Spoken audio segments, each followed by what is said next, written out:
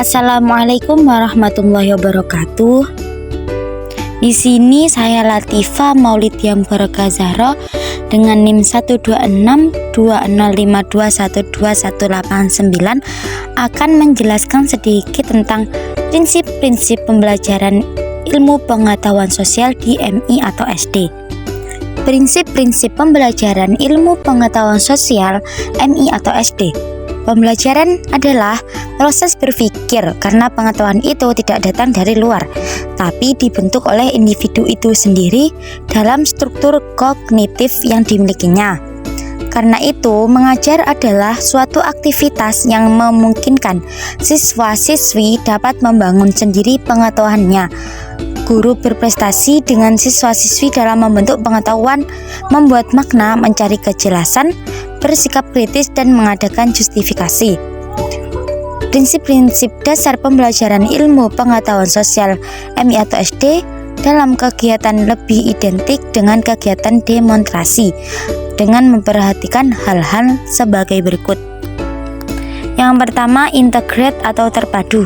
Istilah integrate identik dengan integrasi atau keterpaduan. Dalam pembelajaran ilmu pengetahuan sosial dapat dilakukan berdasarkan topik yang terkait. Misalnya kegiatan ekonomi, penduduk dalam hal ini ditinjau dari persebaran dalam kondisi fisik geografis yang tercakup dalam disiplin geografis. Yang kedua, interaksi.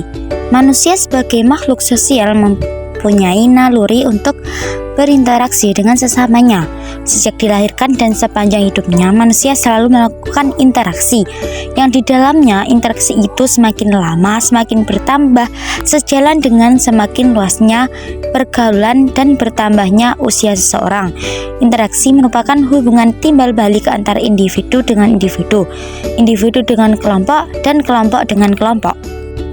Ketiga, kesinambungan dan perubahan.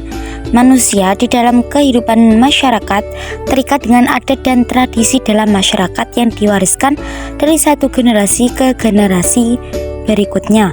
Sejalan dengan perkembangan zaman, bisa saja peraturan ini berubah, tetapi adat tradisi itu diteruskan secara berkesinambungan. Individu, kelompok, dan masyarakat seiring dengan berjalannya waktu serta perkembangan ilmu pengetahuan dan teknologi semua mengalami perubahan. Tidak ada individu, kelompok, dan masyarakat berhenti berproses. Misalnya apabila kebudayaan suatu masyarakat dalam perjalanan waktu berubah, baik besar maupun kecil, kelompok dan masyarakat pun akan mengalami perubahan. Perubahan sosial biasanya terjadi disebabkan oleh politik, ekonomi, ataupun kemajuan teknologi dengan skala perubahan relatif berbeda-beda tiap masyarakat. Keempat, yaitu kooperatif. Sistem pembelajaran gotong royong atau cooperative learning merupakan sistem pembelajaran yang memberi kesempatan kepada anak didik untuk bekerja sama dengan sesama siswa-siswi dalam tugas-tugas terstruktur. Pembelajaran kooperatif dikenal dengan pembelajaran secara berkelompok.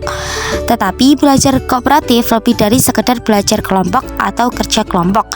Karena dalam belajar kooperatif ada struktur dorongan atau tugas yang bersifat kooperatif, sehingga memungkinkan terjadinya interaksi secara terbuka dan hubungan yang bersifat independensi efektif di antara anggota kelompok. Terima kasih, cukup sekian materi yang dapat saya sampaikan. Wassalamualaikum warahmatullahi wabarakatuh. Pagi-pagi makan rambutan, sama Dian si rambut ikal. Ini di fase prinsip-prinsip pembelajaran ilmu pengetahuan sosial.